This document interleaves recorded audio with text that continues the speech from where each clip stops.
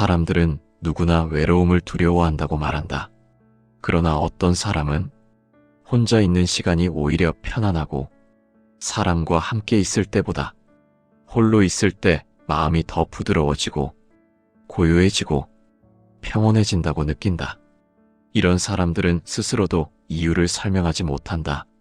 어떤 사람은 세상과 사람을 멀리하기 위해 혼자인 것이 아니라 혼자 있는 상태가 가장 자연스러운 상태처럼 느껴진다.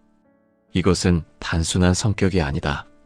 불교에서는 이런 경우 전생의 업이 현생의 마음 습관으로 이어진 결과라고 설명한다. 부처님은 아함경에서 마음은 끝없이 이어지고 그 마음이 만들어낸 업은 생을 바꾸며 이어진다고 설하셨다. 우리가 이번 생에서 느끼는 기질, 습관, 정서, 선호, 관계의 방식, 고독을 대하는 태도, 이 모든 것은 전생에서 이미 만들어져 있던 업의 성질이 현생에서 다시 형태를 드러낸 것이다.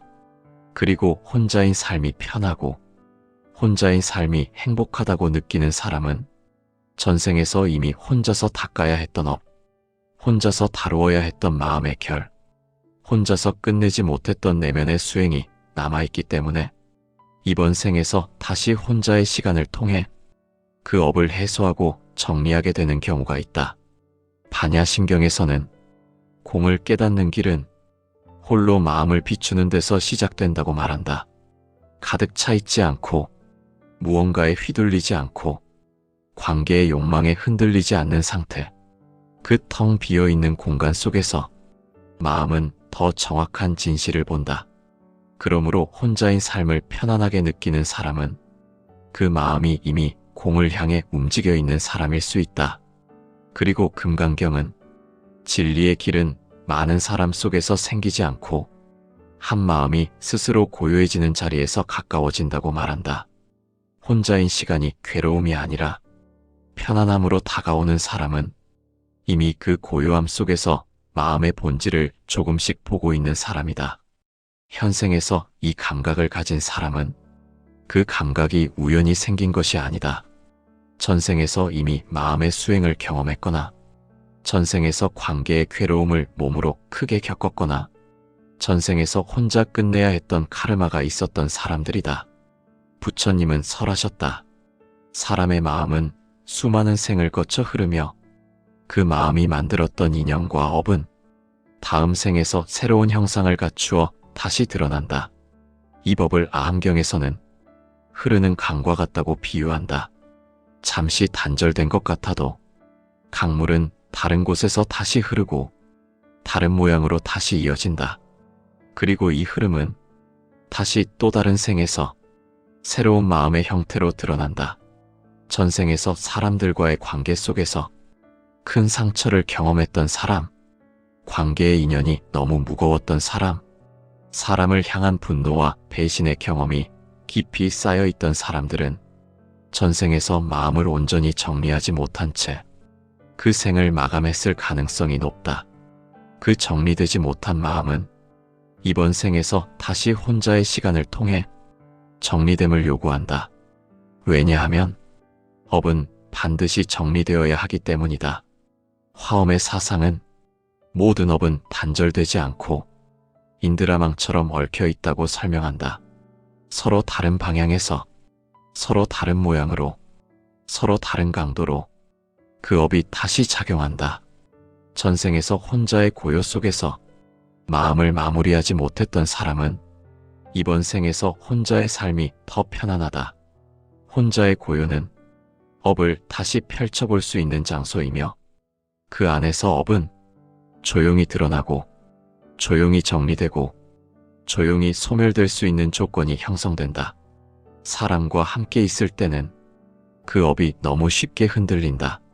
사람의 기운, 감정, 기대, 불만, 요구, 섭섭함, 이 모든 것이 내 마음속 응어리와 자주 충돌한다.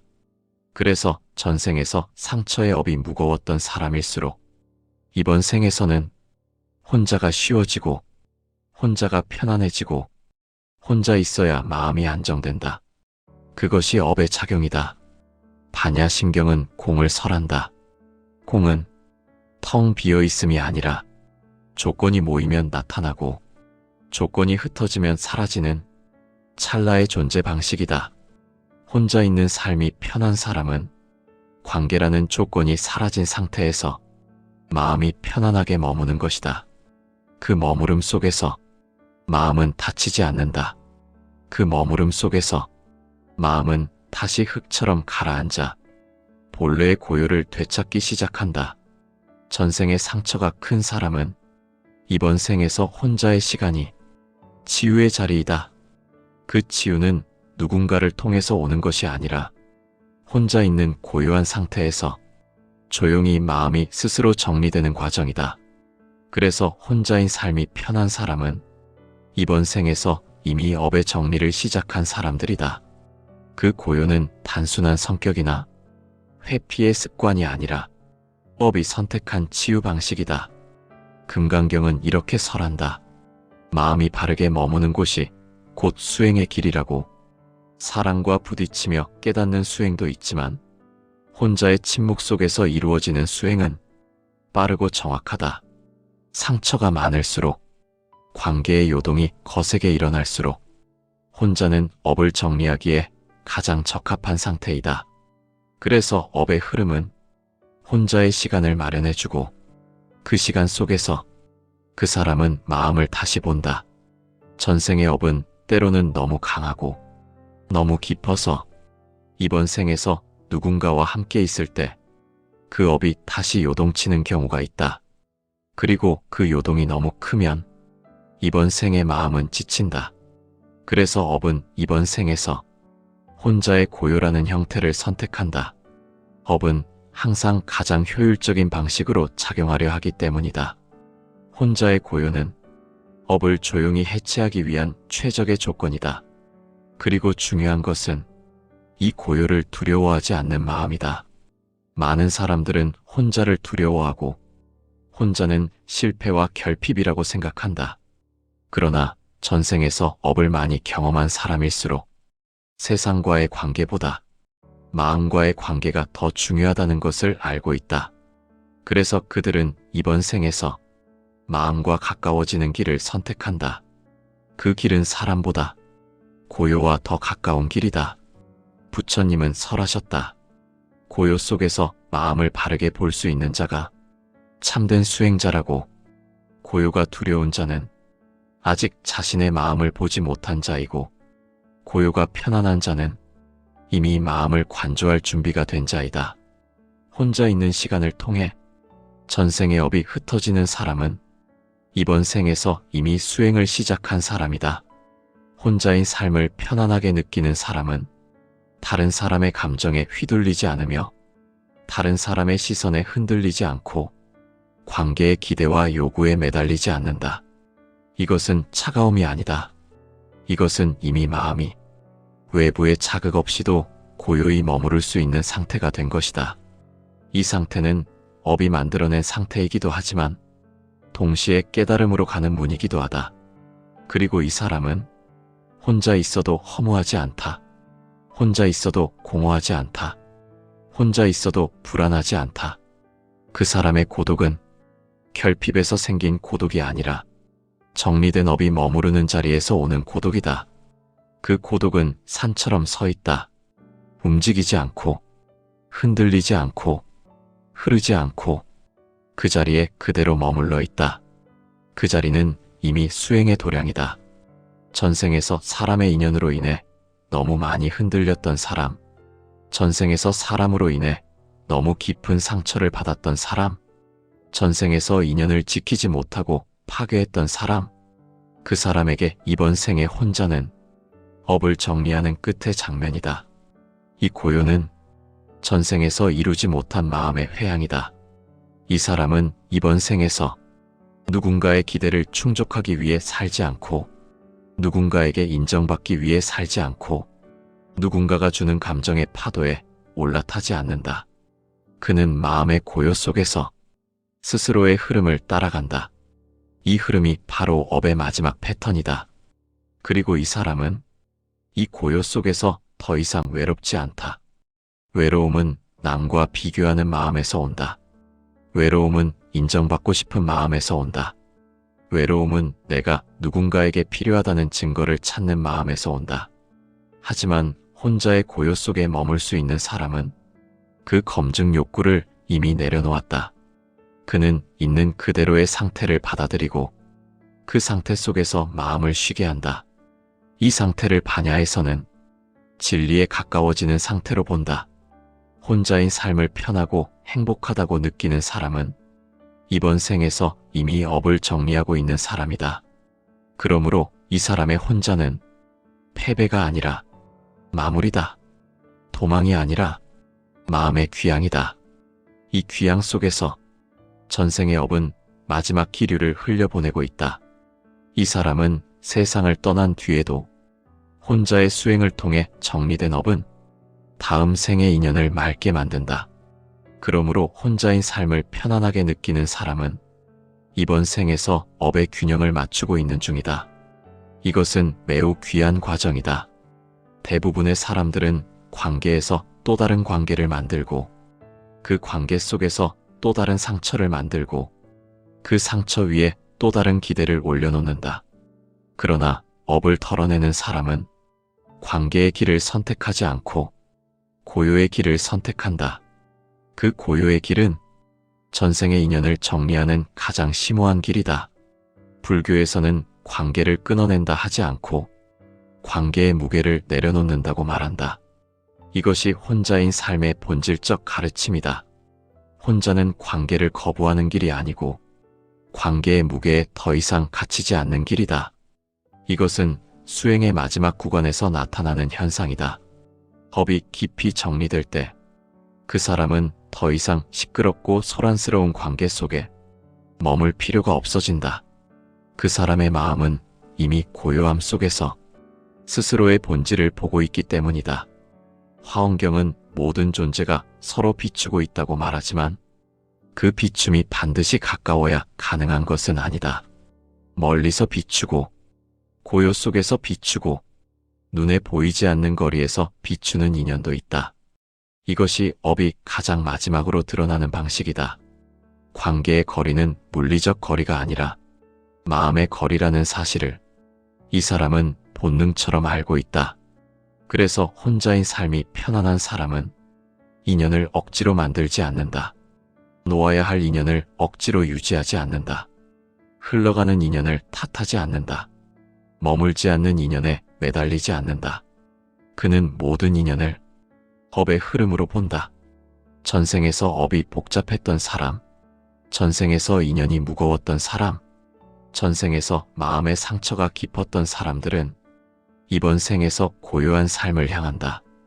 이 고요한 삶은 단지 조용함을 좋아하는 취향이 아니라 전생의 흔적이 만들어낸 마음의 방향성이다.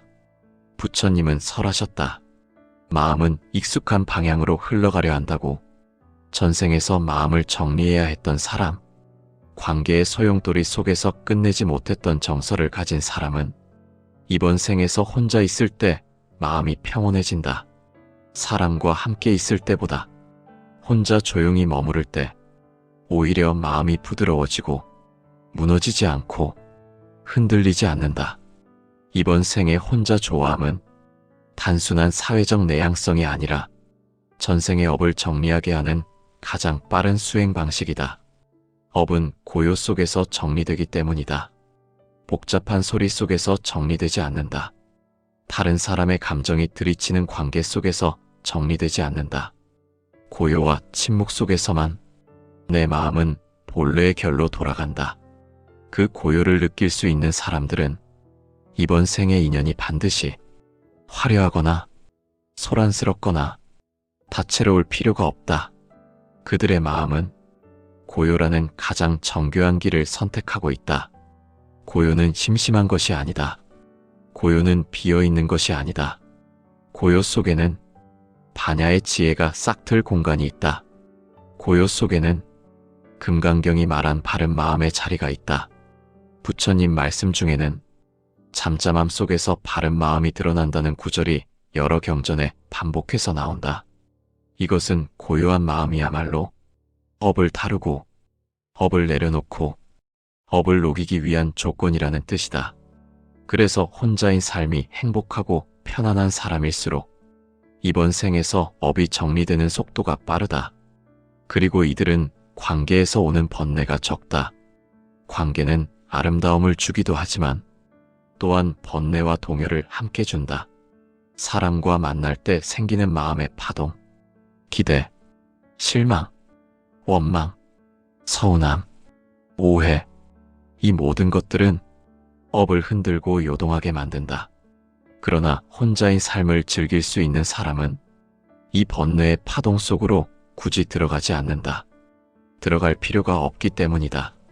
이미 마음은 고요 속에서 충분히 배우고 있기 때문이다.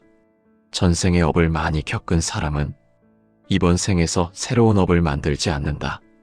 새로운 얽힘을 만들지 않는다. 복잡한 인연을 만들지 않는다. 남들과 어울리는 쾌감보다 마음이 흐르지 않는 침묵을 더 귀하게 여긴다.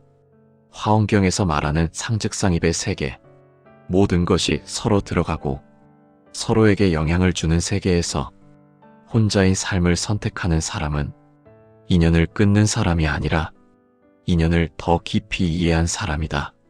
인연을 불필요하게 만들지 않는 사람이다. 인연의 무게가 남기는 흔적을 알고 있는 사람이다. 혼자 있는 시간이 길어질수록 마음은 더 맑아지고 생각은 더 정교해지고 마음의 결이 더 고요해진다. 이것이 단절이나 고립이 아니라 업의 정화라고 하는 이유이다. 반야심경은 공을 깨닫기 위해 형상에 매이지 말라고 한다. 형상에 끌리고 형상에 집착하고 형상에 흔들리는 자는 본질에 다다르지 못한다고 한다. 혼자 있는 삶을 편안하게 느끼는 사람은 형상보다 마음의 본질에 더 가까워져 있는 사람이다. 이 사람은 세상에서 거리두기를 하는 것이 아니라 형상과 거리를 두고 있는 것이다. 사람이라는 형상, 관계라는 형상, 집착이라는 형상, 이 모든 형상들로부터 마음이 조금씩 자유로워지고 있다. 자유로운 마음은 항상 고요로 향한다. 그래서 전생에서 마음이 무겁게 흔들렸던 사람들은 이번 생에서 조용한 방 한 칸, 조용한 자리에 머무는 시간을 통해 비로소 마음이 평형을 찾아간다. 이 평형은 삶을 포기하는 방식이 아니라 삶을 머무는 방식이다. 타인의 시선에서 벗어난 자리에서 마음은 가장 정확하게 나 자신을 본다. 이런 사람은 사람들 사이에 있을 때보다 조용히 혼자 있을 때 더 깊이 나 자신과 연결된다. 침묵 속에서만 들리는 미세한 마음의 떨림을 감지한다. 그리고 그 떨림 속에서 전생에서 정리되지 못했던 업의 미묘한 잔향을 느낀다. 이 사람은 타인의 평가로 마음이 흔들리지 않는다. 누군가에게 과하게 기대하지도 않는다. 누군가가 자신을 인정해야 한다는 강박도 약하다. 이것은 무심이 아니라 이미 마음이 스스로 자신의 중심에 자리 잡기 시작했기 때문이다. 마음이 중심을 잡기 시작하면 외부에 의존할 필요가 없다. 관계의 소란을 빌려 마음을 세우는 방식이 아니라 자기 존재 그 자체에서 마음을 세우는 방식으로 변화한다. 이것이 전생업이 현생의 고요 선으로 드러나는 작용이다. 그래서 이런 사람은 남들이 보기에 고독해 보이고 외로워 보이고 관계가 약해 보일 수 있다. 그러나 그 사람의 내면은 고요 속에서 더 강해지고 고요 속에서 더 견고해지고 고요 속에서 더 뚜렷해진다.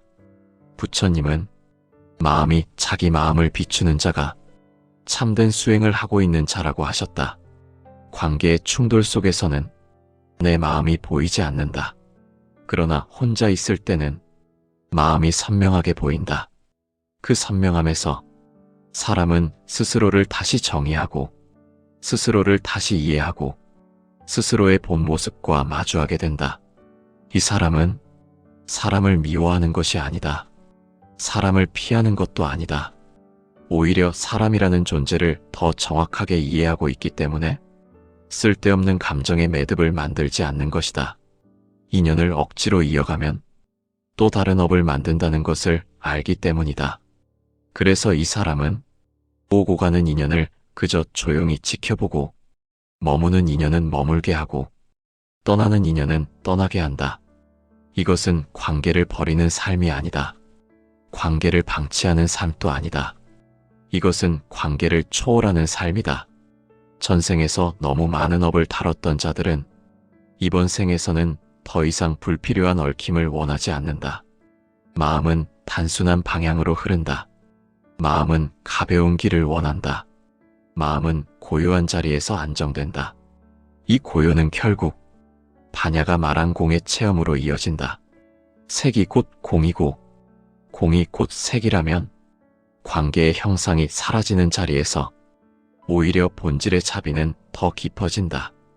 혼자 있는 사람은 누군가와 부딪히며 차비를 배우는 것이 아니라 혼자 있는 고요 속에서 차비를 배운다. 차비는 반드시 누군가에게 주는 감정이 아니라 먼저 내 마음에 기르는 감정이다. 그리고 마음의 차비가 자리 잡는 순간 그 차비는 세상 전체에 흘러가게 된다. 혼자인 삶이 행복한 사람은 업을 정리하는 사람이다. 이 사람은 이미 이번 생에서 업의 정리 과정의 마지막 단계에 와 있는 사람이다. 그래서 외로움이 힘든 것이 아니라 외로움이 자연스럽다. 혼자가 불안이 아니라 혼자가 중심이다. 고요가 공허가 아니라 고요가 본질이다. 이러한 마음의 작용이 누적될수록 그 사람은 점점 더 외부의 자극에 무관해지고 욕망과 집착에서 멀어지고 삶의 근원적인 흐름과 가까워진다. 이 흐름은 전생의 업을 자연스럽게 소멸시키는 방향이다. 그리고 이 방향은 해탈에 가까워지는 방향이다. 전생에서 쌓였던 업이 이번 생에서 혼자의 고요라는 형태로 드러났다면 그 고요를 단순한 취향으로 흘려보내서는 안 된다. 그 고요는 수행의 문이고 해탈로 들어가는 입구이다. 부처님은 말씀하셨다. 마음이 외부에 기대지 않고 스스로 그 고요에 머무를 수 있을 때 그 마음은 가장 빠르게 진실을 본다고. 그래서 혼자인 삶이 편안한 사람은 이번 생에서 가장 빠른 수행의 조건을 얻은 것이다.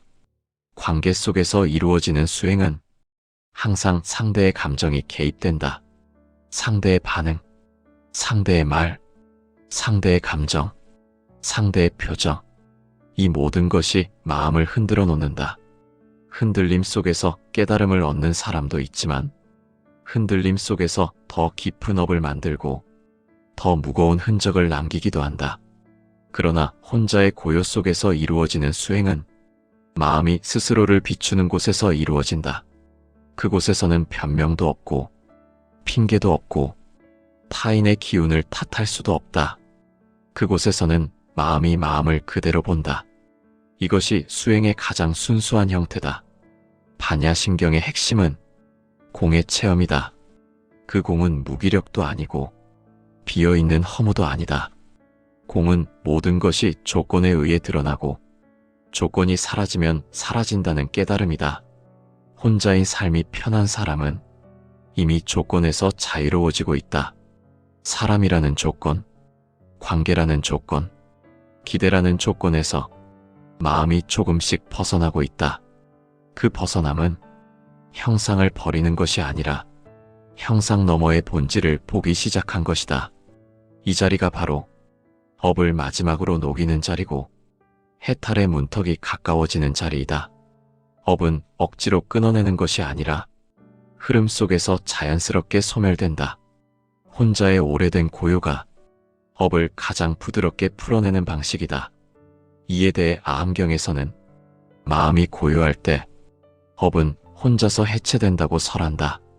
부처님은 사람을 멀리하라 하지 않고 사람에 기대어 마음을 세우지 말라고 하셨다. 기댐 속에서 세워진 마음은 쉽게 무너지고 기댐 속에서 세운 정체성은 쉽게 붕괴한다. 그러나 혼자의 고요 속에서 만들어진 마음은 흔들리지 않는다. 흔들리지 않는 마음이 곧 수행의 기반이며 해탈의 문이다.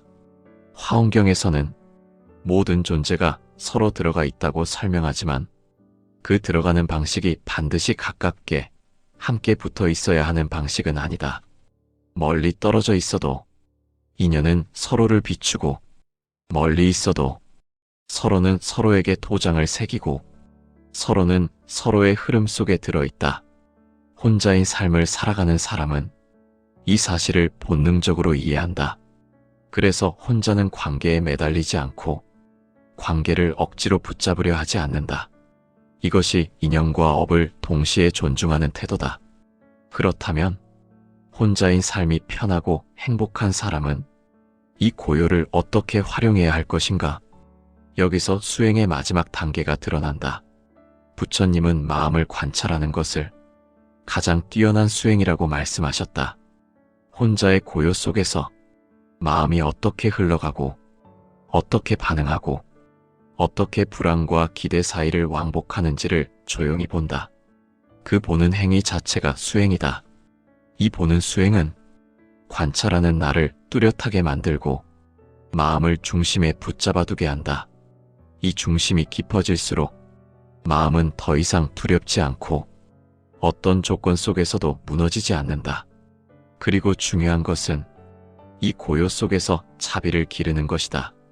자비는 관계 속에서 상대에게 베푸는 것도 자비이지만 혼자인 삶 속에서 내 마음을 어루만지고 내 마음의 상처를 이해하고 내 마음의 업을 감싸주는 것도 자비다.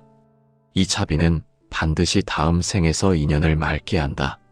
맑은 인연을 만드는 사람은 이번 생에서 고요로 업을 정리한 사람이다. 다음 생의 인연은 이 고요 위에서 새롭게 쓰여진다. 마지막으로 혼자인 삶이 편한 사람은 이 고요가 결말이 아니라는 사실을 기억해야 한다. 이 고요는 전생의 업을 정리하는 마지막 단계일 뿐 마지막 장면이 아니다. 이 고요는 다음 생에서 더 가벼운 인연, 더 순한 인연, 더 부드러운 관계로 이어지는 출발선이다. 그러므로 혼자인 삶이 행복하게 느껴진다면 그것을 두려워하지 말라. 그것을 부족한 것으로 평가하지 말라. 그것은 업이 정리되고 있는 증거이고 해탈에 가까워지는 흐름이다. 이 흐름 속에서 마음을 놓아두면 마음은 스스로 다음 생의 길을 준비한다.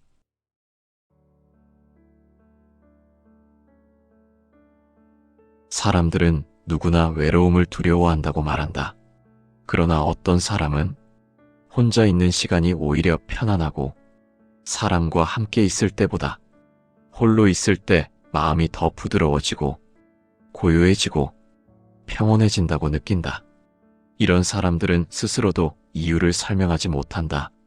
어떤 사람은 세상과 사람을 멀리하기 위해 혼자인 것이 아니라 혼자 있는 상태가 가장 자연스러운 상태처럼 느껴진다. 이것은 단순한 성격이 아니다. 불교에서는 이런 경우 전생의 업이 현생의 마음 습관으로 이어진 결과라고 설명한다.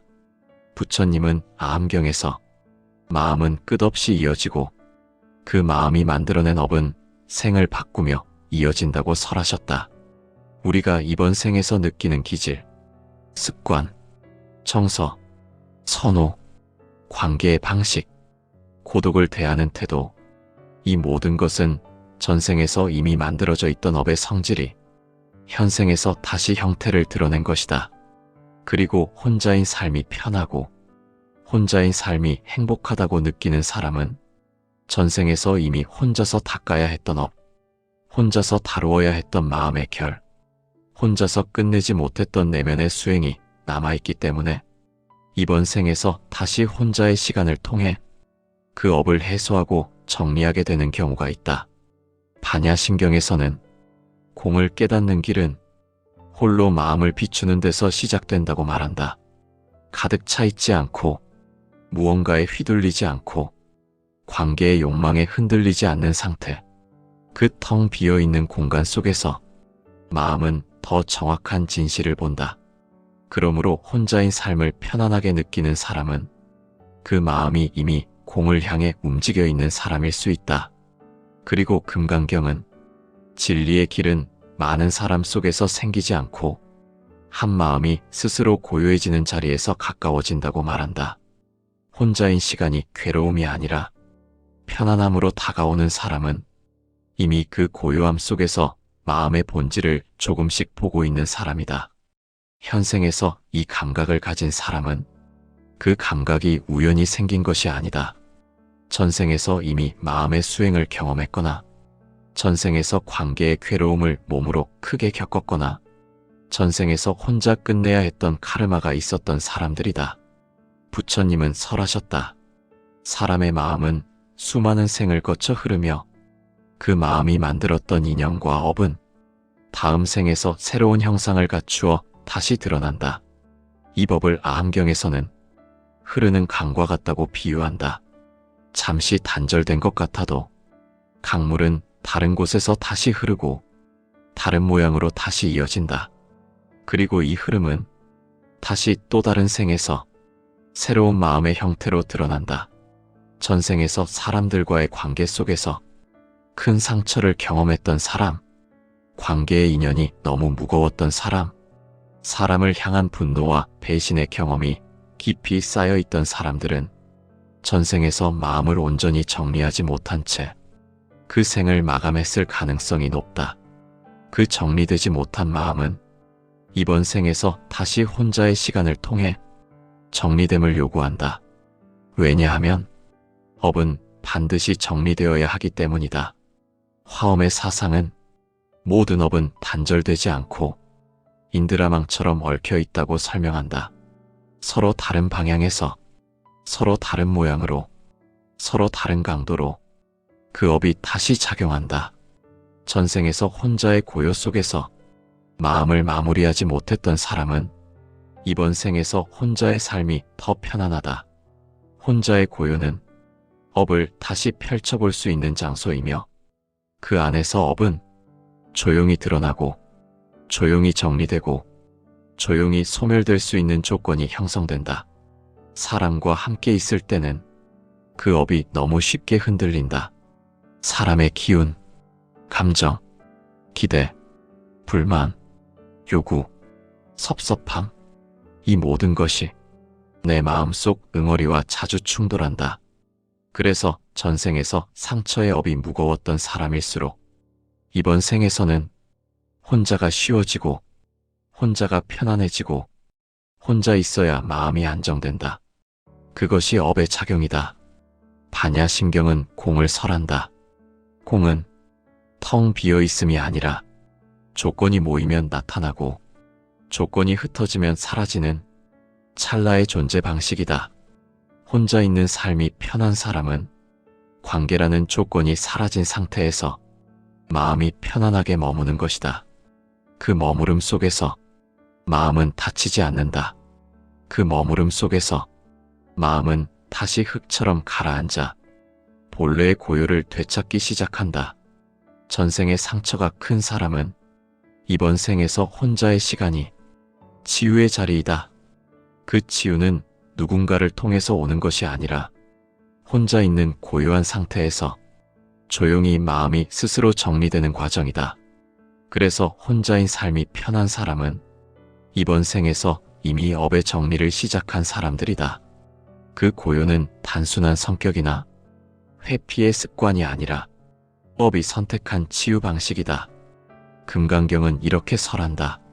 마음이 바르게 머무는 곳이 곧 수행의 길이라고.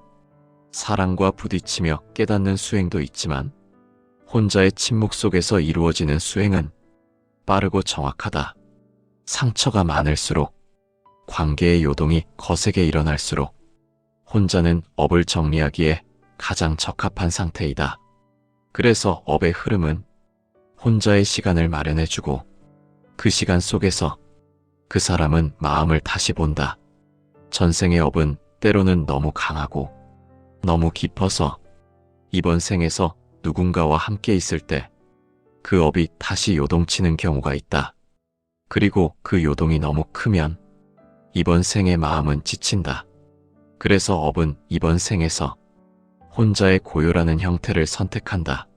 업은 항상 가장 효율적인 방식으로 작용하려 하기 때문이다. 혼자의 고요는 업을 조용히 해체하기 위한 최적의 조건이다.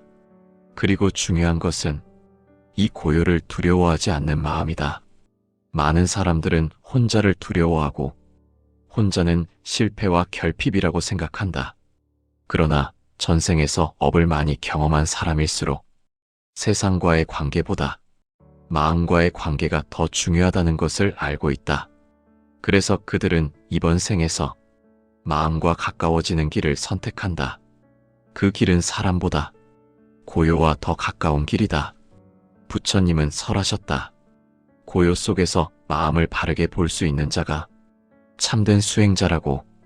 고요가 두려운 자는 아직 자신의 마음을 보지 못한 자이고, 고요가 편안한 자는 이미 마음을 관조할 준비가 된 자이다. 혼자 있는 시간을 통해 전생의 업이 흩어지는 사람은 이번 생에서 이미 수행을 시작한 사람이다. 혼자인 삶을 편안하게 느끼는 사람은 다른 사람의 감정에 휘둘리지 않으며 다른 사람의 시선에 흔들리지 않고 관계의 기대와 요구에 매달리지 않는다. 이것은 차가움이 아니다. 이것은 이미 마음이 외부의 자극 없이도 고요히 머무를 수 있는 상태가 된 것이다. 이 상태는 업이 만들어낸 상태이기도 하지만 동시에 깨달음으로 가는 문이기도 하다. 그리고 이 사람은 혼자 있어도 허무하지 않다. 혼자 있어도 공허하지 않다. 혼자 있어도 불안하지 않다. 그 사람의 고독은 결핍에서 생긴 고독이 아니라 정리된 업이 머무르는 자리에서 오는 고독이다. 그 고독은 산처럼 서 있다. 움직이지 않고 흔들리지 않고 흐르지 않고 그 자리에 그대로 머물러 있다. 그 자리는 이미 수행의 도량이다. 전생에서 사람의 인연으로 인해 너무 많이 흔들렸던 사람, 전생에서 사람으로 인해 너무 깊은 상처를 받았던 사람, 전생에서 인연을 지키지 못하고 파괴했던 사람, 그 사람에게 이번 생의 혼자는 업을 정리하는 끝의 장면이다. 이 고요는 전생에서 이루지 못한 마음의 회양이다. 이 사람은 이번 생에서 누군가의 기대를 충족하기 위해 살지 않고 누군가에게 인정받기 위해 살지 않고 누군가가 주는 감정의 파도에 올라타지 않는다. 그는 마음의 고요 속에서 스스로의 흐름을 따라간다. 이 흐름이 바로 업의 마지막 패턴이다. 그리고 이 사람은 이 고요 속에서 더 이상 외롭지 않다. 외로움은 남과 비교하는 마음에서 온다. 외로움은 인정받고 싶은 마음에서 온다. 외로움은 내가 누군가에게 필요하다는 증거를 찾는 마음에서 온다. 하지만 혼자의 고요 속에 머물 수 있는 사람은 그 검증 욕구를 이미 내려놓았다. 그는 있는 그대로의 상태를 받아들이고 그 상태 속에서 마음을 쉬게 한다. 이 상태를 반야에서는 진리에 가까워지는 상태로 본다. 혼자인 삶을 편하고 행복하다고 느끼는 사람은 이번 생에서 이미 업을 정리하고 있는 사람이다. 그러므로 이 사람의 혼자는 패배가 아니라 마무리다. 도망이 아니라 마음의 귀향이다. 이 귀향 속에서 전생의 업은 마지막 기류를 흘려보내고 있다. 이 사람은 세상을 떠난 뒤에도 혼자의 수행을 통해 정리된 업은 다음 생의 인연을 맑게 만든다. 그러므로 혼자인 삶을 편안하게 느끼는 사람은 이번 생에서 업의 균형을 맞추고 있는 중이다. 이것은 매우 귀한 과정이다. 대부분의 사람들은 관계에서 또 다른 관계를 만들고 그 관계 속에서 또 다른 상처를 만들고 그 상처 위에 또 다른 기대를 올려놓는다. 그러나 업을 털어내는 사람은 관계의 길을 선택하지 않고 고요의 길을 선택한다. 그 고요의 길은 전생의 인연을 정리하는 가장 심오한 길이다. 불교에서는 관계를 끊어낸다 하지 않고 관계의 무게를 내려놓는다고 말한다. 이것이 혼자인 삶의 본질적 가르침이다. 혼자는 관계를 거부하는 길이 아니고 관계의 무게에 더 이상 갇히지 않는 길이다. 이것은 수행의 마지막 구간에서 나타나는 현상이다. 업이 깊이 정리될 때 그 사람은 더 이상 시끄럽고 소란스러운 관계 속에 머물 필요가 없어진다. 그 사람의 마음은 이미 고요함 속에서 스스로의 본질을 보고 있기 때문이다. 화엄경은 모든 존재가 서로 비추고 있다고 말하지만 그 비춤이 반드시 가까워야 가능한 것은 아니다. 멀리서 비추고 고요 속에서 비추고 눈에 보이지 않는 거리에서 비추는 인연도 있다. 이것이 업이 가장 마지막으로 드러나는 방식이다. 관계의 거리는 물리적 거리가 아니라 마음의 거리라는 사실을 이 사람은 본능처럼 알고 있다. 그래서 혼자인 삶이 편안한 사람은 인연을 억지로 만들지 않는다. 놓아야 할 인연을 억지로 유지하지 않는다. 흘러가는 인연을 탓하지 않는다. 머물지 않는 인연에 매달리지 않는다. 그는 모든 인연을 업의 흐름으로 본다.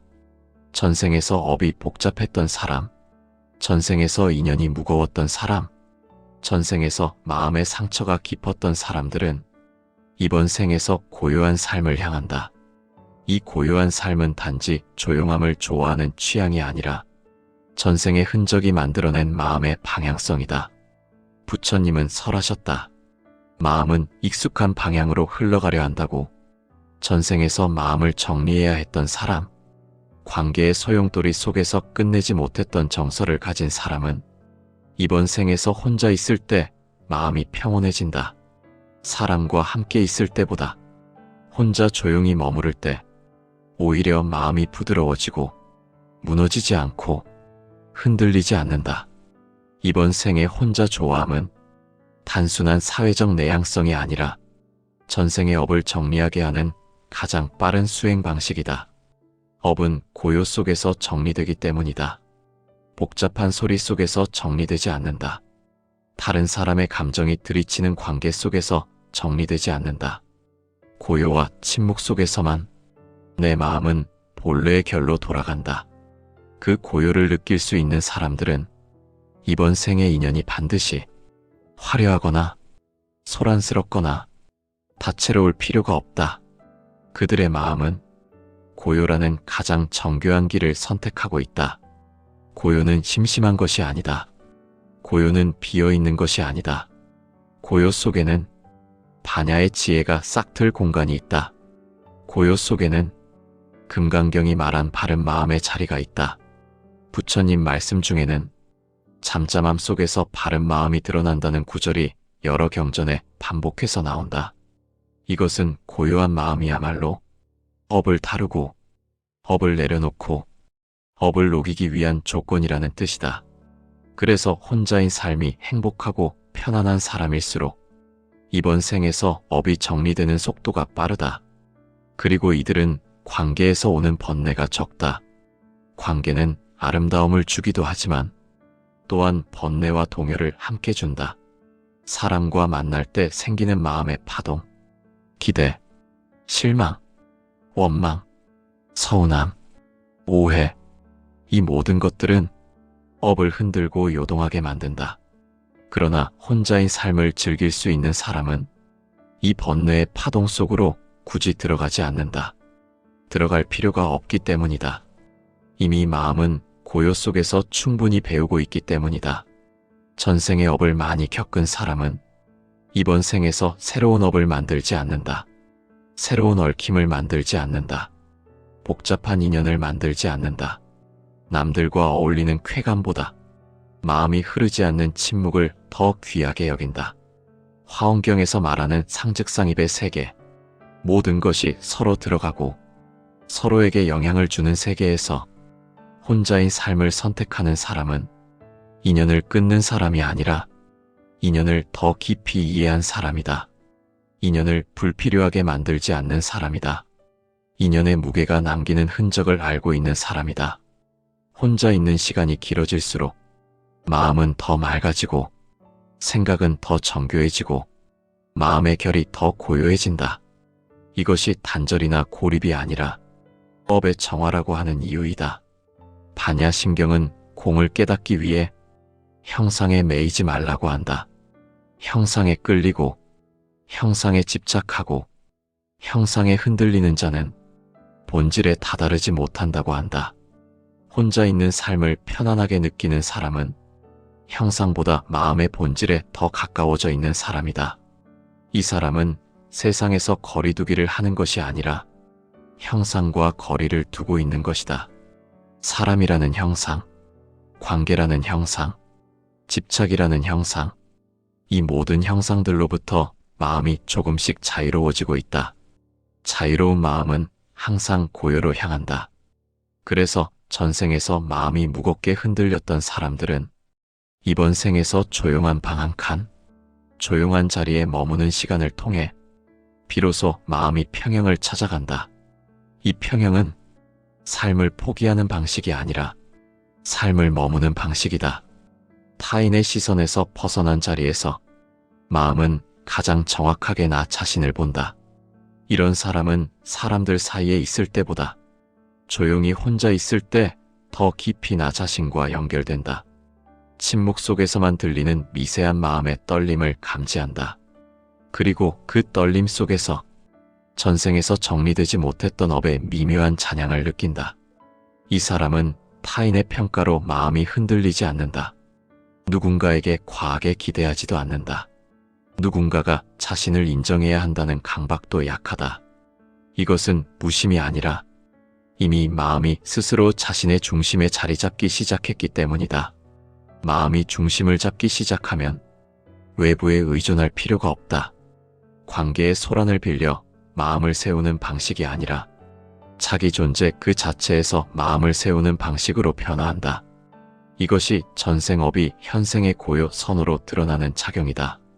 그래서 이런 사람은 남들이 보기에 고독해 보이고 외로워 보이고 관계가 약해 보일 수 있다.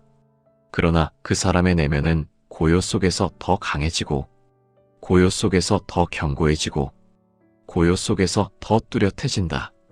부처님은 마음이 자기 마음을 비추는 자가 참된 수행을 하고 있는 자라고 하셨다.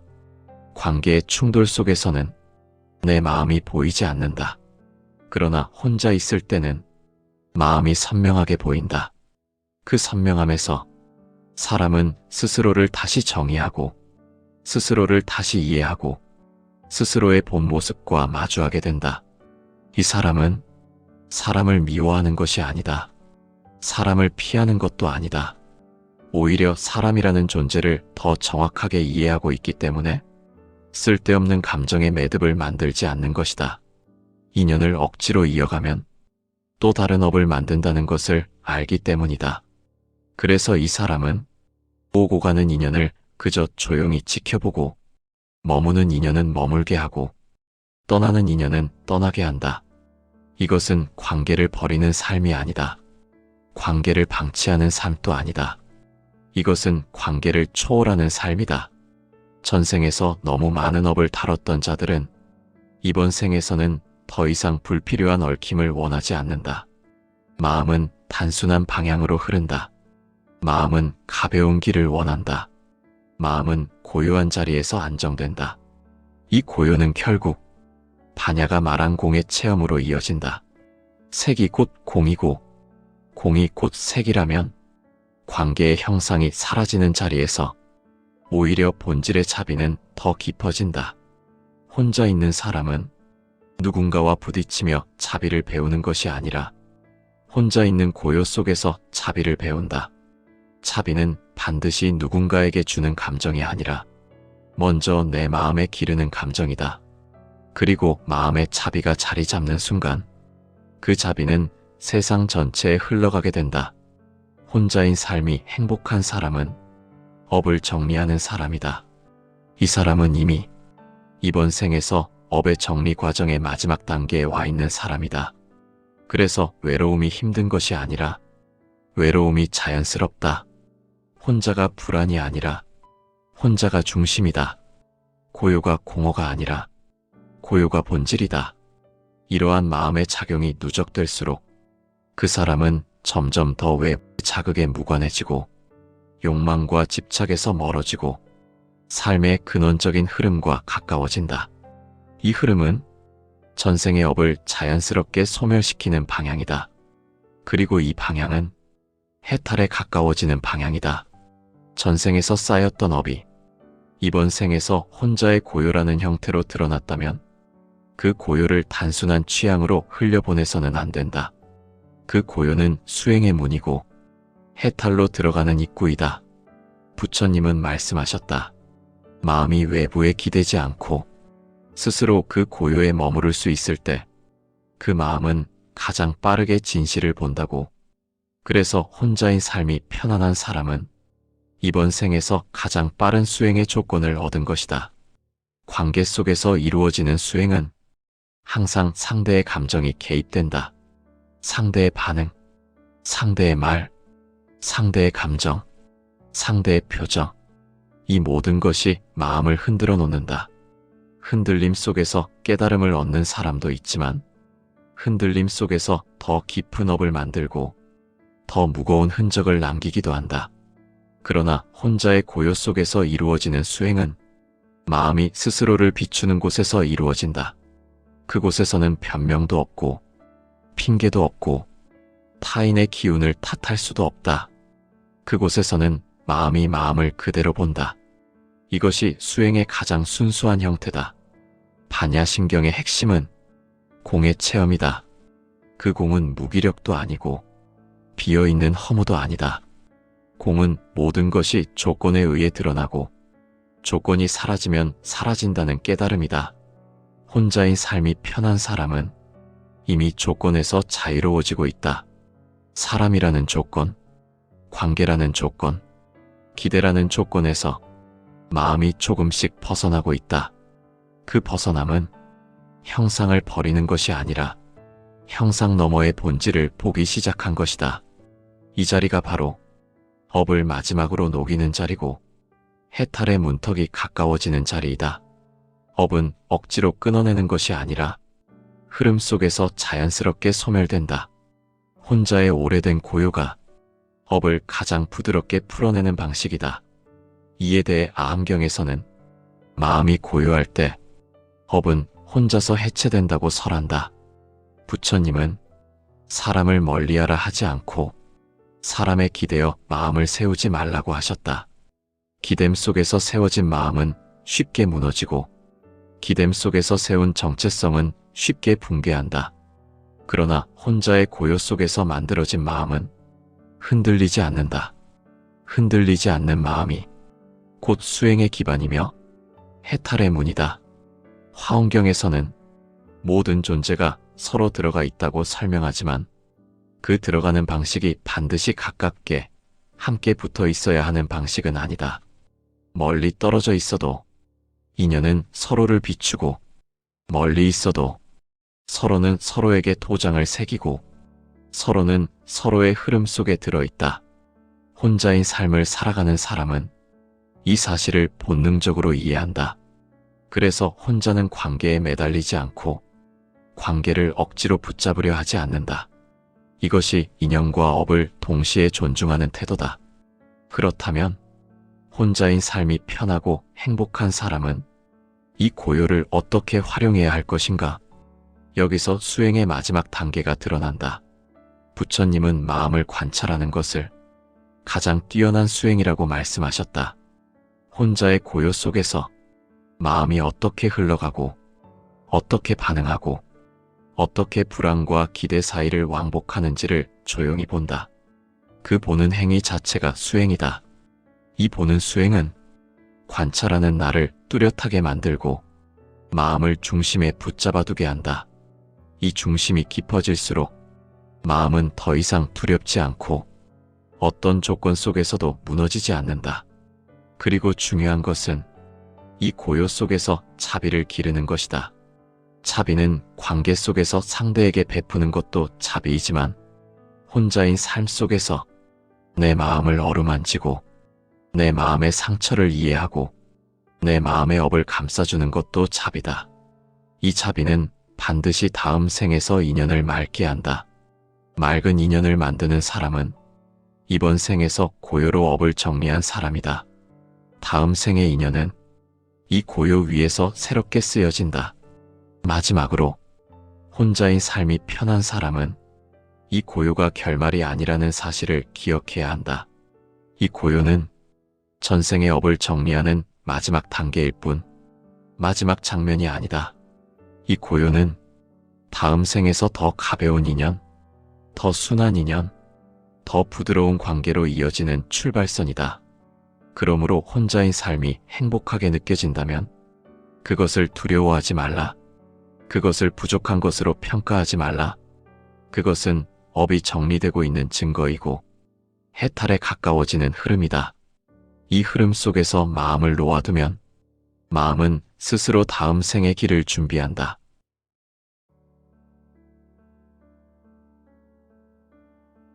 사람들은 누구나 외로움을 두려워한다고 말한다. 그러나 어떤 사람은 혼자 있는 시간이 오히려 편안하고 사람과 함께 있을 때보다 홀로 있을 때 마음이 더 부드러워지고 고요해지고 평온해진다고 느낀다. 이런 사람들은 스스로도 이유를 설명하지 못한다. 어떤 사람은 세상과 사람을 멀리하기 위해 혼자인 것이 아니라 혼자 있는 상태가 가장 자연스러운 상태처럼 느껴진다. 이것은 단순한 성격이 아니다. 불교에서는 이런 경우 전생의 업이 현생의 마음 습관으로 이어진 결과라고 설명한다. 부처님은 아함경에서 마음은 끝없이 이어지고 그 마음이 만들어낸 업은 생을 바꾸며 이어진다고 설하셨다. 우리가 이번 생에서 느끼는 기질, 습관, 정서, 선호, 관계의 방식, 고독을 대하는 태도, 이 모든 것은 전생에서 이미 만들어져 있던 업의 성질이 현생에서 다시 형태를 드러낸 것이다. 그리고 혼자인 삶이 편하고 혼자인 삶이 행복하다고 느끼는 사람은 전생에서 이미 혼자서 닦아야 했던 업, 혼자서 다루어야 했던 마음의 결, 혼자서 끝내지 못했던 내면의 수행이 남아있기 때문에 이번 생에서 다시 혼자의 시간을 통해 그 업을 해소하고 정리하게 되는 경우가 있다. 반야심경에서는 공을 깨닫는 길은 홀로 마음을 비추는 데서 시작된다고 말한다.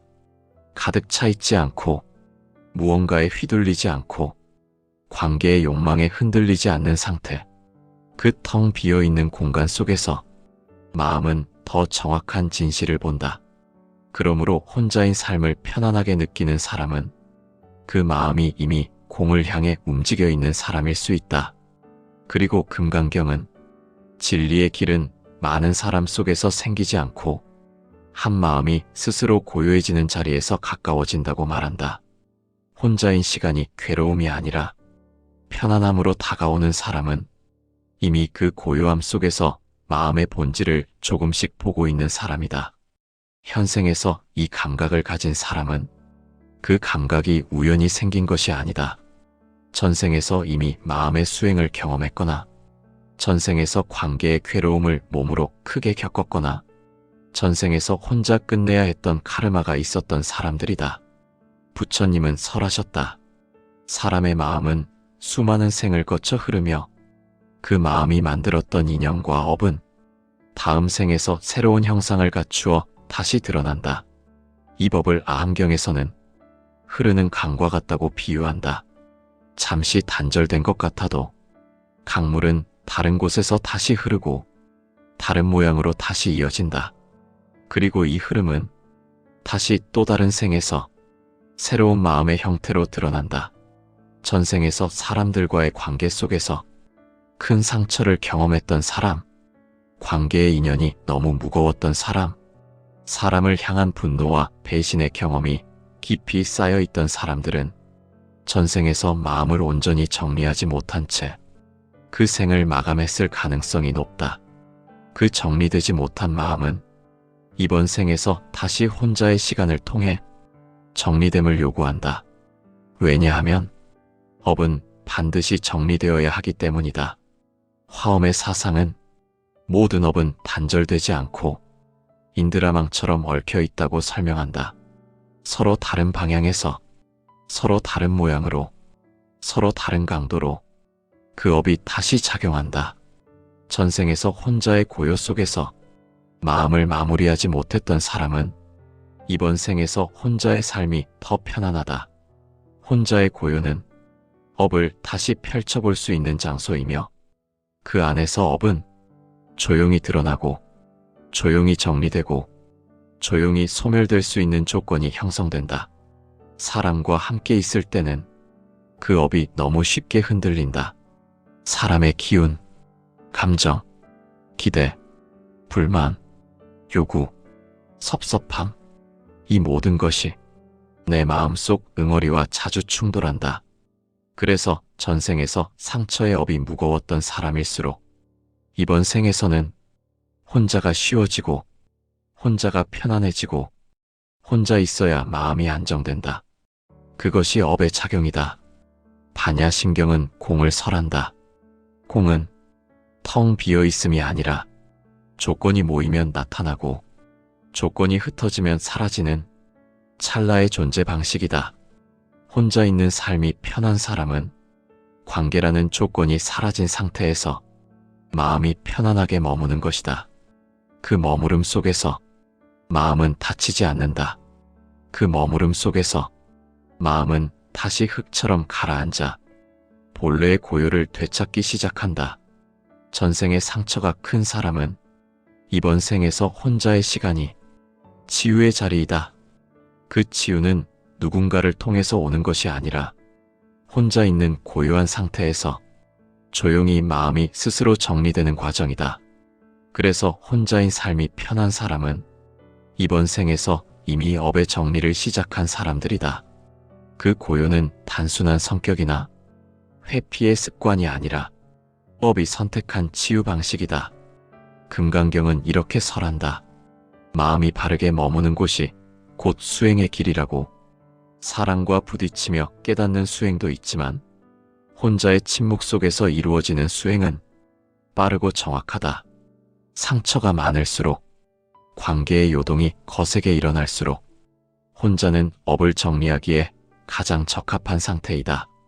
그래서 업의 흐름은 혼자의 시간을 마련해주고 그 시간 속에서 그 사람은 마음을 다시 본다.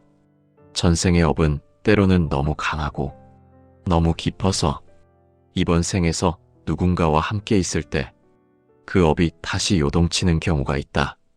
그리고 그 요동이 너무 크면 이번 생의 마음은 지친다. 그래서 업은 이번 생에서 혼자의 고요라는 형태를 선택한다. 업은 항상 가장 효율적인 방식으로 작용하려 하기 때문이다. 혼자의 고요는 업을 조용히 해체하기 위한 최적의 조건이다. 그리고 중요한 것은 이 고요를 두려워하지 않는 마음이다. 많은 사람들은 혼자를 두려워하고 혼자는 실패와 결핍이라고 생각한다.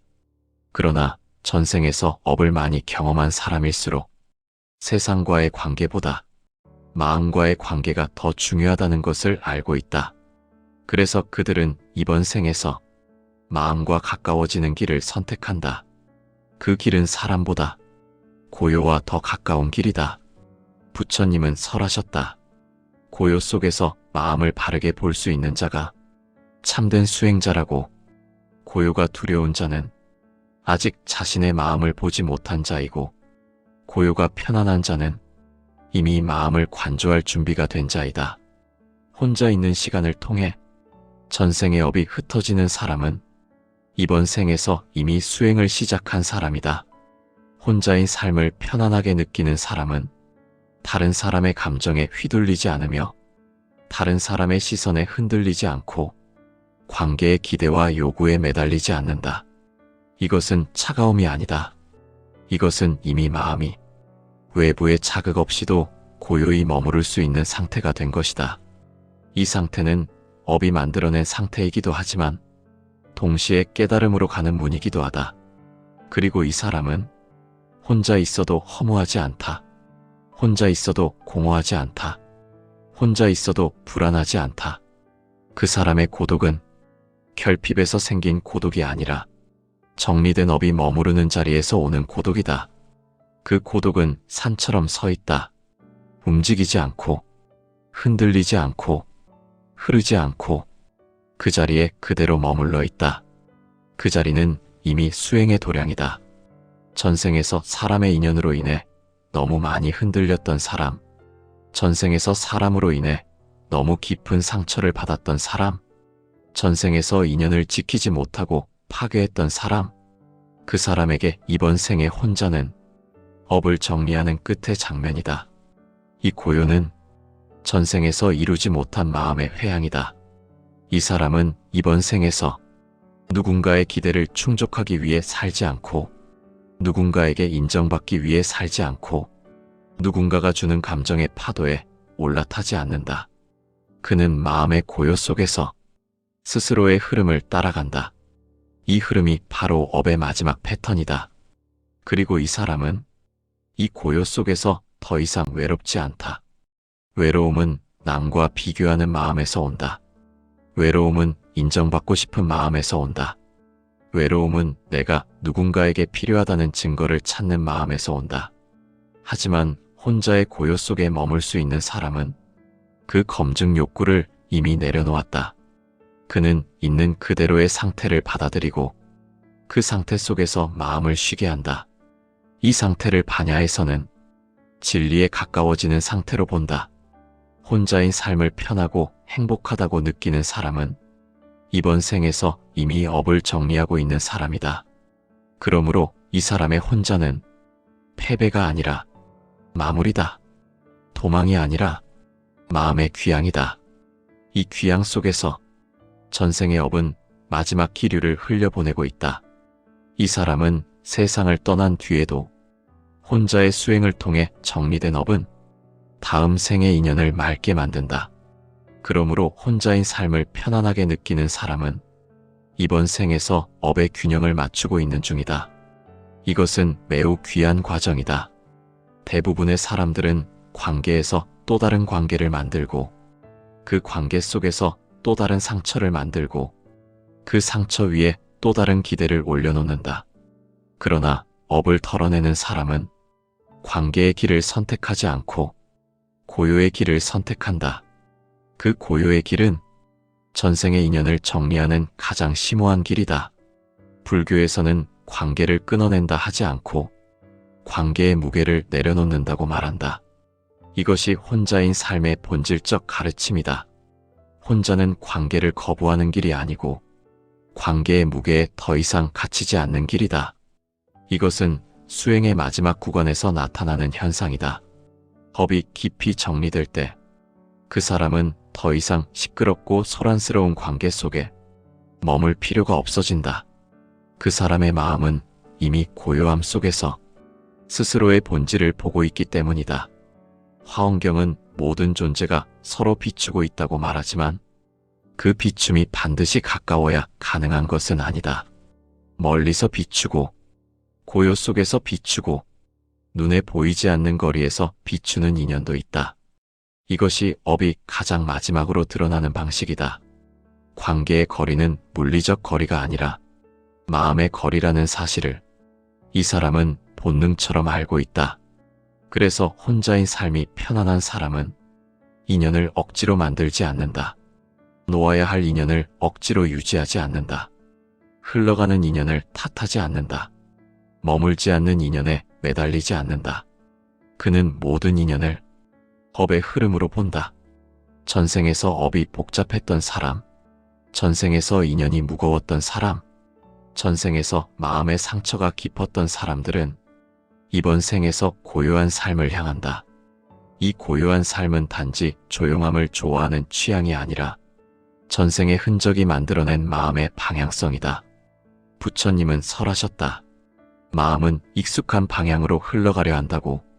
전생에서 마음을 정리해야 했던 사람, 관계의 소용돌이 속에서 끝내지 못했던 정서를 가진 사람은 이번 생에서 혼자 있을 때 마음이 평온해진다. 사람과 함께 있을 때보다 혼자 조용히 머무를 때 오히려 마음이 부드러워지고 무너지지 않고 흔들리지 않는다. 이번 생의 혼자 좋아함은 단순한 사회적 내향성이 아니라 전생의 업을 정리하게 하는 가장 빠른 수행 방식이다. 업은 고요 속에서 정리되기 때문이다. 복잡한 소리 속에서 정리되지 않는다. 다른 사람의 감정이 들이치는 관계 속에서 정리되지 않는다. 고요와 침묵 속에서만 내 마음은 본래의 결로 돌아간다. 그 고요를 느낄 수 있는 사람들은 이번 생의 인연이 반드시 화려하거나 소란스럽거나 다채로울 필요가 없다. 그들의 마음은 고요라는 가장 정교한 길을 선택하고 있다. 고요는 심심한 것이 아니다. 고요는 비어있는 것이 아니다. 고요 속에는 반야의 지혜가 싹틀 공간이 있다. 고요 속에는 금강경이 말한 바른 마음의 자리가 있다. 부처님 말씀 중에는 잠잠함 속에서 바른 마음이 드러난다는 구절이 여러 경전에 반복해서 나온다. 이것은 고요한 마음이야말로 업을 다루고 업을 내려놓고 업을 녹이기 위한 조건이라는 뜻이다. 그래서 혼자인 삶이 행복하고 편안한 사람일수록 이번 생에서 업이 정리되는 속도가 빠르다. 그리고 이들은 관계에서 오는 번뇌가 적다. 관계는 아름다움을 주기도 하지만 또한 번뇌와 동요를 함께 준다. 사람과 만날 때 생기는 마음의 파동, 기대, 실망, 원망, 서운함, 오해, 이 모든 것들은 업을 흔들고 요동하게 만든다. 그러나 혼자인 삶을 즐길 수 있는 사람은 이 번뇌의 파동 속으로 굳이 들어가지 않는다. 들어갈 필요가 없기 때문이다. 이미 마음은 고요 속에서 충분히 배우고 있기 때문이다. 전생의 업을 많이 겪은 사람은 이번 생에서 새로운 업을 만들지 않는다. 새로운 얽힘을 만들지 않는다. 복잡한 인연을 만들지 않는다. 남들과 어울리는 쾌감보다 마음이 흐르지 않는 침묵을 더 귀하게 여긴다. 화엄경에서 말하는 상즉상입의 세계, 모든 것이 서로 들어가고 서로에게 영향을 주는 세계에서 혼자인 삶을 선택하는 사람은 인연을 끊는 사람이 아니라 인연을 더 깊이 이해한 사람이다. 인연을 불필요하게 만들지 않는 사람이다. 인연의 무게가 남기는 흔적을 알고 있는 사람이다. 혼자 있는 시간이 길어질수록 마음은 더 맑아지고 생각은 더 정교해지고 마음의 결이 더 고요해진다. 이것이 단절이나 고립이 아니라 업의 정화라고 하는 이유이다. 반야심경은 공을 깨닫기 위해 형상에 매이지 말라고 한다. 형상에 끌리고 형상에 집착하고 형상에 흔들리는 자는 본질에 다다르지 못한다고 한다. 혼자 있는 삶을 편안하게 느끼는 사람은 형상보다 마음의 본질에 더 가까워져 있는 사람이다. 이 사람은 세상에서 거리두기를 하는 것이 아니라 형상과 거리를 두고 있는 것이다. 사람이라는 형상, 관계라는 형상, 집착이라는 형상, 이 모든 형상들로부터 마음이 조금씩 자유로워지고 있다. 자유로운 마음은 항상 고요로 향한다. 그래서 전생에서 마음이 무겁게 흔들렸던 사람들은 이번 생에서 조용한 방 한 칸, 조용한 자리에 머무는 시간을 통해 비로소 마음이 평형을 찾아간다. 이 평형은 삶을 포기하는 방식이 아니라 삶을 머무는 방식이다. 타인의 시선에서 벗어난 자리에서 마음은 가장 정확하게 나 자신을 본다. 이런 사람은 사람들 사이에 있을 때보다 조용히 혼자 있을 때 더 깊이 나 자신과 연결된다. 침묵 속에서만 들리는 미세한 마음의 떨림을 감지한다. 그리고 그 떨림 속에서 전생에서 정리되지 못했던 업의 미묘한 잔향을 느낀다. 이 사람은 타인의 평가로 마음이 흔들리지 않는다. 누군가에게 과하게 기대하지도 않는다. 누군가가 자신을 인정해야 한다는 강박도 약하다. 이것은 무심이 아니라 이미 마음이 스스로 자신의 중심에 자리 잡기 시작했기 때문이다.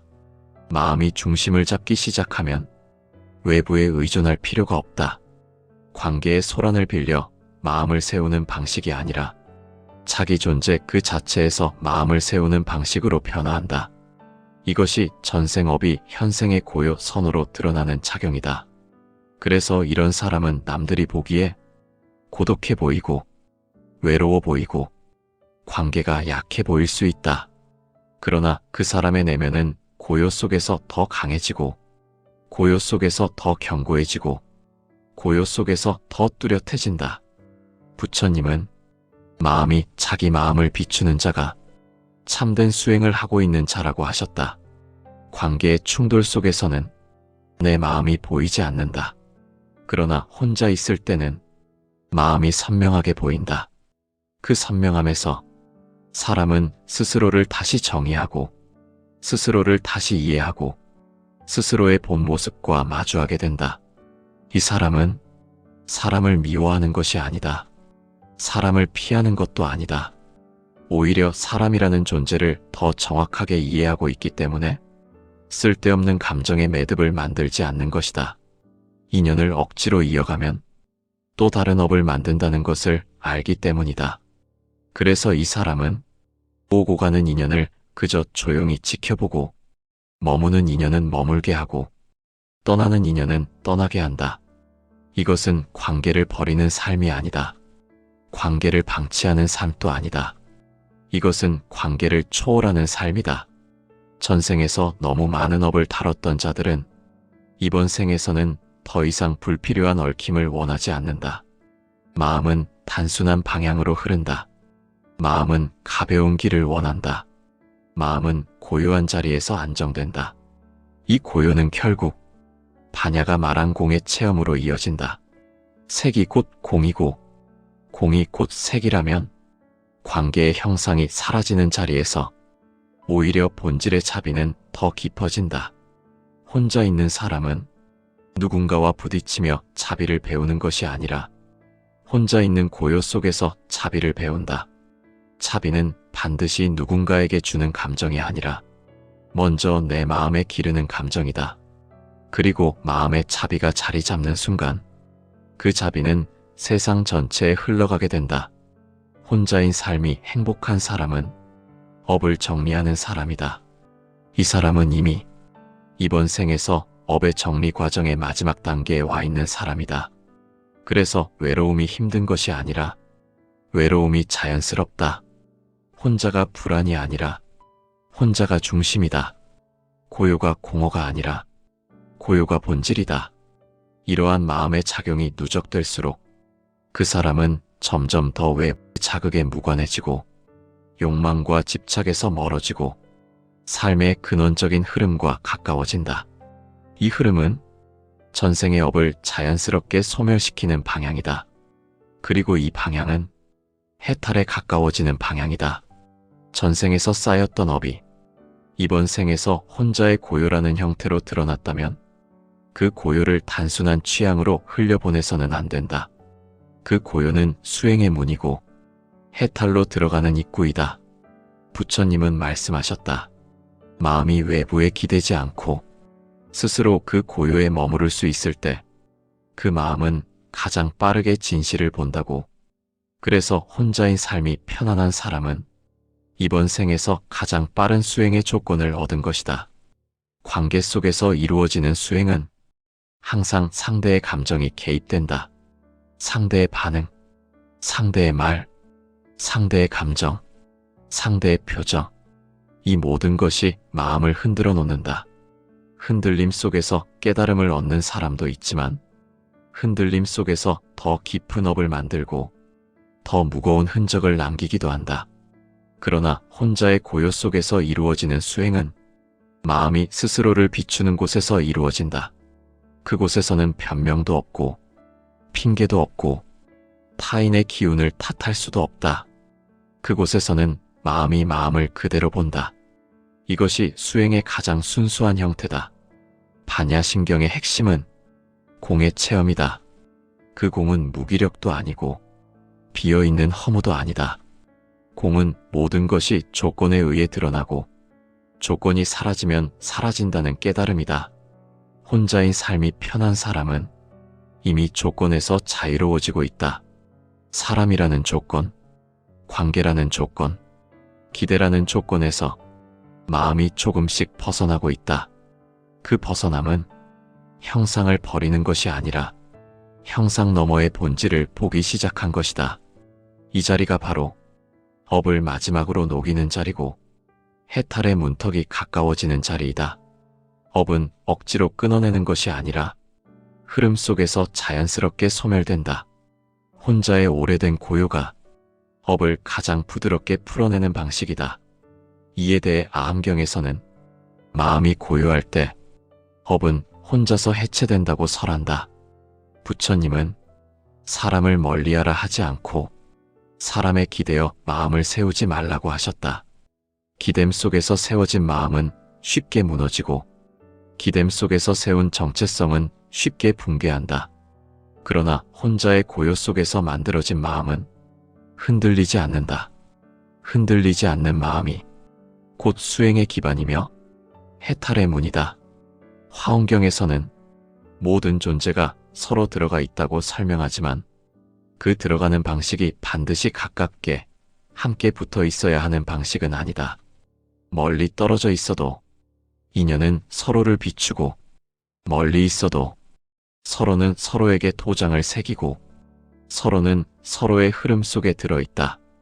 혼자인 삶을 살아가는 사람은 이 사실을 본능적으로 이해한다. 그래서 혼자는 관계에 매달리지 않고 관계를 억지로 붙잡으려 하지 않는다. 이것이 인연과 업을 동시에 존중하는 태도다. 그렇다면 혼자인 삶이 편하고 행복한 사람은 이 고요를 어떻게 활용해야 할 것인가? 여기서 수행의 마지막 단계가 드러난다. 부처님은 마음을 관찰하는 것을 가장 뛰어난 수행이라고 말씀하셨다. 혼자의 고요 속에서 마음이 어떻게 흘러가고 어떻게 반응하고 어떻게 불안과 기대 사이를 왕복하는지를 조용히 본다. 그 보는 행위 자체가 수행이다. 이 보는 수행은 관찰하는 나를 뚜렷하게 만들고 마음을 중심에 붙잡아두게 한다. 이 중심이 깊어질수록 마음은 더 이상 두렵지 않고 어떤 조건 속에서도 무너지지 않는다. 그리고 중요한 것은 이 고요 속에서 자비를 기르는 것이다. 자비는 관계 속에서 상대에게 베푸는 것도 자비이지만 혼자인 삶 속에서 내 마음을 어루만지고 내 마음의 상처를 이해하고 내 마음의 업을 감싸주는 것도 자비다. 이 자비는 반드시 다음 생에서 인연을 맑게 한다. 맑은 인연을 만드는 사람은 이번 생에서 고요로 업을 정리한 사람이다. 다음 생의 인연은 이 고요 위에서 새롭게 쓰여진다.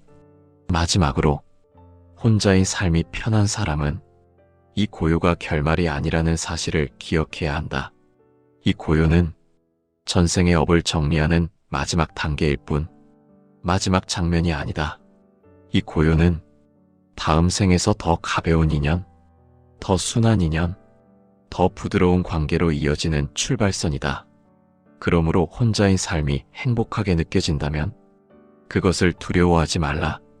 그것을 부족한 것으로 평가하지 말라. 그것은 업이 정리되고 있는 증거이고 해탈에 가까워지는 흐름이다. 이 흐름 속에서 마음을 놓아두면 마음은 스스로 다음 생의 길을 준비한다.